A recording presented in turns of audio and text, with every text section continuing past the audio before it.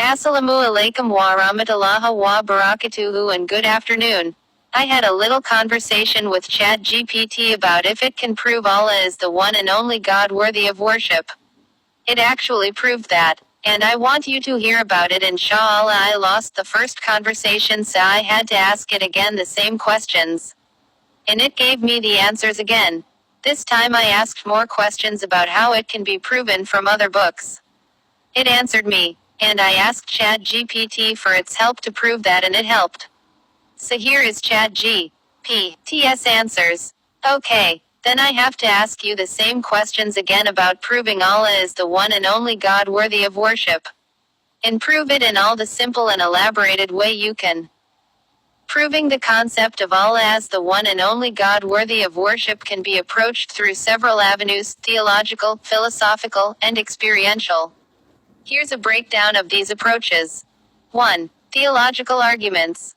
Tawhid, the central tenet of Islam, emphasizing the oneness of God. It asserts that Allah is unique, without partners or equals.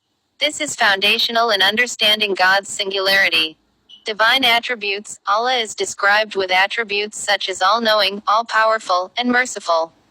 These qualities distinguish him from creation and emphasize his sovereignty. 2. Philosophical arguments. Cosmological argument, everything that exists has a cause. The universe exists, thus it must have a cause, which is Allah. This argument asserts that there cannot be an infinite regression of causes, leading to the necessity of a first cause, Allah. Teleological argument, the order and complexity in the universe suggest a purposeful design.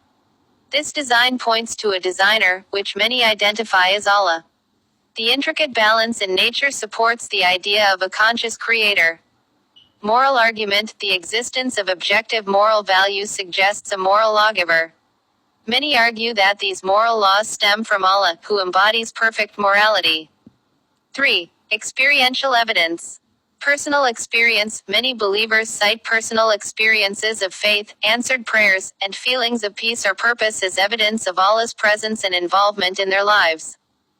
Historical context. The preservation of the Quran and the life of Prophet Muhammad (PBUH) are seen as signs of Allah's guidance. The impact of Islam on individuals and societies also points to its divine origin. 4. Scriptural evidence. The Quran. Muslims believe that the Quran is the literal word of Allah, offering guidance and signs of His existence and oneness. Its linguistic beauty, depth, and consistency are often highlighted as evidence. Prophecies. Many argue that prophecies in the Quran and Hadith that came true demonstrate Allah's knowledge and sovereignty. 5. Counter-arguments. Addressing common objections, such as the existence of evil or suffering, is crucial. Many scholars argue that free will and the temporary nature of life contribute to these issues, aligning with the greater plan of Allah. Conclusion. The belief in Allah as the one and only God worthy of worship is supported by a combination of logical arguments, personal experiences, and theological principles. These elements work together to form a comprehensive understanding of His singularity and the reasons for worship. If you'd like to dive deeper into any specific point or approach, let me know. Can you use all the logics and proofs found in other books and internet that were sent by Allah and that evil people Shaitan and Jinn and Ins wrote themselves or spreaded? Certainly. Here's a comprehensive overview of arguments and counter-arguments regarding the oneness of Allah, incorporating various perspectives, including those found in religious texts and critiques from different sources. 1. Theological foundation. Tawhid, the core Islamic principle, emphasizes that Allah is singular and unique. This belief is reinforced by numerous verses in the Quran, such as Surah Al-Ikhlas 112, 1-4, which encapsulates the essence of Allah's oneness. 2. Philosophical arguments.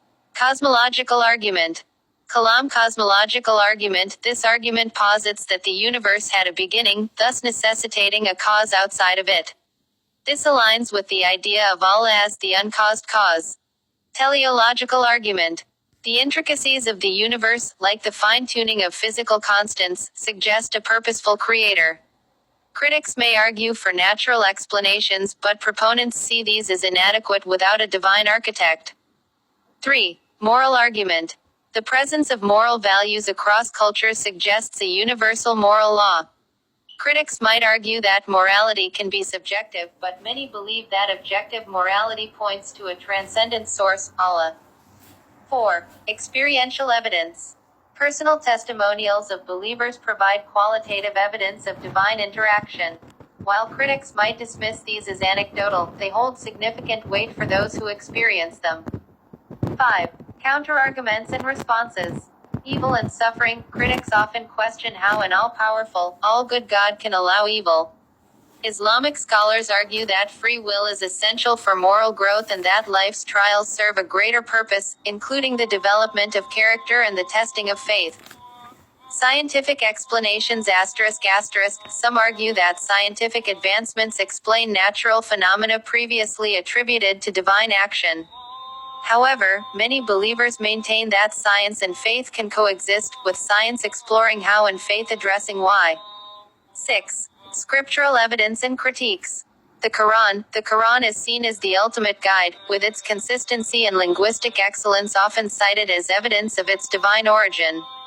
Critics may argue that human authorship could explain its content, but believers counter that its unmatched depth and relevance across centuries point to a divine source. Hadith and traditions, the sayings and actions of Prophet Muhammad (PBUH), further reinforce the understanding of Allah's oneness. Some may critique the authenticity of hadiths, but many scholars emphasize the rigorous methods of transmission and preservation. 7. Influence of Shaitan. Deception and distraction. In Islamic belief, Shaitan, Satan, and his followers seek to mislead humanity away from the truth of Allah's oneness. This manifests in doubts, false ideologies, and moral relativism. Recognizing these influences is crucial for maintaining faith. Conclusion. In conclusion, the belief in Allah as the one and only God is supported by a multifaceted approach, encompassing logical reasoning, moral considerations, personal experiences, and scriptural foundations. Addressing counterarguments with thoughtful responses strengthens the case for belief. If you'd like to explore any specific argument or concept further, let me know. Can you prove it such a way so people would accept Islam right away? While convincing someone to accept Islam is ultimately a personal journey, presenting clear, compelling arguments can help.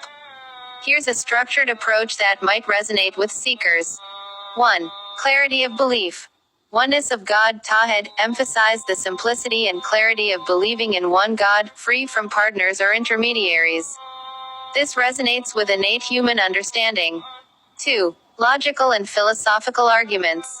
Cosmological argument present the idea that everything that exists has a cause, leading to the necessity of an uncaused cause, Allah. This appeals to rational thinking. Purpose and meaning. Discuss how Islam provides a clear purpose in life, addressing existential questions. This contrasts with secular viewpoints that may leave individuals feeling lost. 3. Moral framework. Objective morality. Highlight how Islam provides a comprehensive moral code that transcends cultural relativism. This can appeal to those seeking a strong ethical foundation. 4. The Quran as evidence. Preservation and consistency ***. Point out the Quran's preservation over 1,400 years and its unmatched linguistic and literary quality. Encourage reading it with an open heart to discover its wisdom. Scientific miracles. Some find the Quran's references to natural phenomena compelling, especially when these align with modern scientific understanding. 5. Personal experiences. Share testimonials of personal transformations and peace found in embracing Islam. Encourage seekers to explore their own spiritual experiences. 6. Community and belonging. Discuss the sense of community in Islam, emphasizing the bonds formed among believers and the support network that exists. 7. Addressing common concerns. Be prepared to address misconceptions about Islam, such as views on violence, gender, and freedom. Emphasize the true teachings of compassion, justice, and mercy in Islam. I wouldn't be able to